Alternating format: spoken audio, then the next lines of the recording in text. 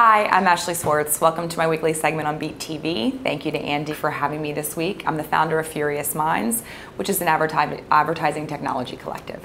So we're going to follow up this week and do a post-mortem on the Netflix announcements and their earning results, specifically what it means for online video as a whole. We've been talking a long time within the advertising and media industry about the ever-increasing voracious appetite of online viewers for video, and the fact that we really don't know how it's all going to pan out. No one seemed to have cracked the nut on a business model that is sustainable for IP-delivered content.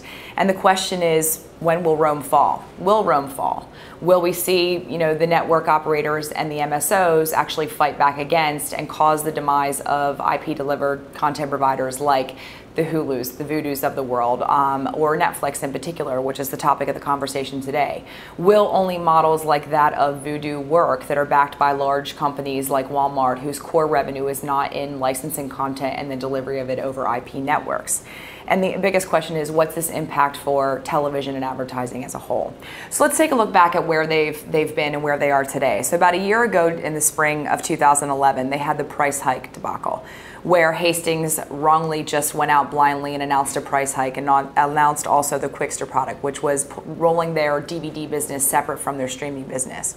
Starz quickly responded by pulling their content. And Netflix continues today, which was what its problem was a year and a half ago, to struggle with its content offering. It just doesn't have a good catalog that compares to the likes of Vudu, Hulu Plus, etc.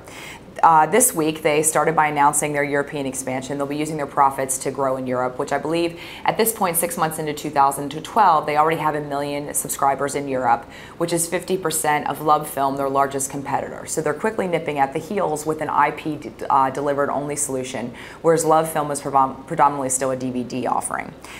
They then announced a new CMO, Kelly Bennett from Warner Brothers, who's responsible for some great titles there. But then came out yesterday their earnings, and they were not as nice as everybody had hoped they would be. There was a lot of suspicion, but they delivered expectations on revenue. However, their profits were down. Despite the promise they're going to deliver in Q3 and be profitable, everyone is still suspect.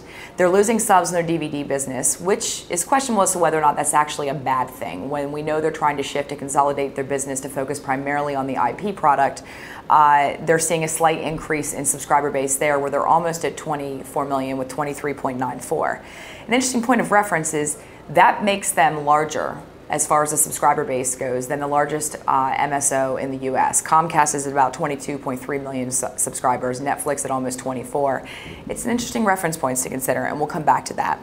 But we have a ton of players nipping at their heels. Just after the Netflix earnings result, Verizon and Redbox came back with another announcement today about their service. Still a lot of unknowns there. But the reality is that it's questionable as to whether, when the large MSOs with their install base start delivering streaming services, if they in fact deliver them at all you can eat with a better catalog than Netflix does, it's questionable as to whether or not Netflix will be sustainable and not start to see also great cannibalization of their IP subscriber base. Some Consumer Reports came back and slapped them on the other side of the face when they rated them 6th in satisfaction from customers, behind Vudu, behind Hulu Plus, and other players, mostly because, again, they do not have the catalog, they've not licensed the good stuff from content providers to be able to make it compelling. The voracious video appetite is what's at question, right? We see that it's not going down at all. The question is, how are we going to feed it? The infrastructure and the pipes aren't big enough. We're going to reach a tipping point. We saw the same thing with mobile about 8 years ago when we upgraded from 2 to 2.5G networks, and we eventually had to do an entire network overlay to 3G. We're doing the same thing with 4G right now. It's the Moore's law of consumption. It's not going to change. It's everyone in the industry's problem, which affects advertisers, content providers, consumers, and network owners, and those guys that actually have the pipes. We saw this in mobile in about 2002, 2003, where it was much sexier to be a content owner that was actually own infrastructure and be a provider of pipes, which we're seeing a little bit with some of the cable operators today. Perhaps they're focusing a little bit too much on their content offering and not enough on actually upgrading their infrastructure to ensure they can keep up with the consumption habits of audiences. Specifically now that connected TVs are being adopted and actually used and turned on and activated at a much faster pace. So Netflix also hit a big milestone, which has been a big topic of conversation. They had streamed over 1 billion hours in June of this year. Just to give you some sort of context, we see that Netflix streaming business is about 24 million subs, as we discussed. The US TV household number, or US TV viewership number, forgive me, is 288 million. So that's a 10 plus multiple. Netflix viewers on average watch about 38 hours of streaming content, where television audience viewers on average watched 100 plus. So we're still seeing a huge delta, but the reality is that if you look at the forecast, that online video consumption will increase by 6 times over the next 5 years between now and 2017. It's very, very possible that these numbers, this gap will close, and we will see online streaming viewership to be comparable to that of traditional television. A third of Netflix subscribers watch as much of their TV series online streaming as they do on their traditional set-top box, and more than 35% of iPad owners in June of 2012 watched a piece of content on Netflix. It's one of the top 20 most downloaded apps. Change is afoot, and we all need to get ready for it. The question is how, and I think one of the biggest topics of conversation has been that somebody's going to bear the burden, and everyone's fighting against one another, digging their heels in. The reality is that we collectively, as an industry within media content and advertising, all share responsibility to serve the consumer, because at the end of the day, the consumer will always outsmart us. So if we look at just the snapshot of content in IP versus linear, right? Within an IP environment, the disadvantage that streaming content providers have is that they pay for every bit and byte, right? So traditional network infrastructure providers that are MSOs, cable operators, satellite, it's a fixed cost. They've deployed the hardware, the equipment. Every time they get a new sub, it's gravy that flows right to their bottom line.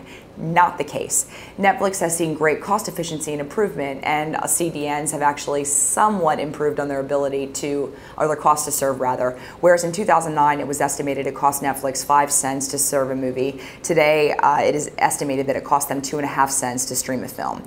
Regardless, that incremental cost has a great impact on their ability to drive margin and drive reinvestment in their infrastructure. So it's expensive to serve IP content. Well, the issue on the other side of the business is that the endemic legacy business models of content owners are challenged. So the networks, broadcasters, at the end of the day, there's cord cutting. It's said that Netflix is actually accelerating cord cutting and cannibalizing a lot of cable subscriptions. That's to be debated. Numbers have not been distributed. But if that's the case, then they're actually losing some of their core revenue stream, which is the sub revenue they get from cable operators. And now we're seeing that time is being cannibalized. The question is advertising revenue going to be cannibalized as well? Is that a result? And will the traditional content owners lash back at the Netflixes and the Voodoos of the world by looking at this as an opportunity and price gouging them on the licensing cost to actually get the content and keep their catalogs relevant and current and retain their subscriber base and in fact grow it over time? Carriers have a totally different challenge, right? I mean, they have the TV everywhere problem, and it's real. We see that with the Olympics, we see that with Hulu Plus, we see that with YouTube. The reality is that mobile is proving to be a challenge for the MSOs, and the consumer behavior is driving it. And the consumer behavior is actually driving the TV everywhere proposition, or rather pulling it in lieu of waiting for content providers and infrastructure providers to drive it and offer them to them. So their costs are going up. They need more efficient networks. Things like transparent caching, which improve the efficiency and reduce video sort of consumption or video weight on the network by 60 to 80% by virtue of putting that which is most greatly consumed and in demand, sort of locally distributing it. It's less of a burden on the network. Technologies like this need to be adopted faster. Forget laying more pipes. Build more efficient pipes and improve upon them.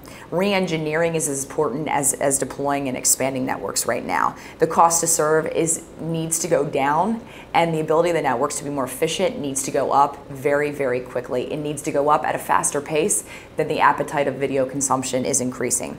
It was interesting, in January, AT&T Wireless announced that they are putting a cap on their costs of Netflix yearly to $360. So everyone knows the sort of the old wives' tale, which is actually true, is if you travel overseas, you leave your iPhone on roaming, what's the bill you're going to come back to? It's a 6-7 figure number, right? Well, the reality is that that possibility exists also if you stream content, which has greatly impeded the mobile video advertising proposition and mobile video content and proliferation because subscribers don't want huge bills. So AT&T has actually capped that, but the question is how long will that be sustainable when consumers actually start to be aware of that benefit and they start to utilize it and make the most of it. Then we come to the consumer, most important, the audience, right?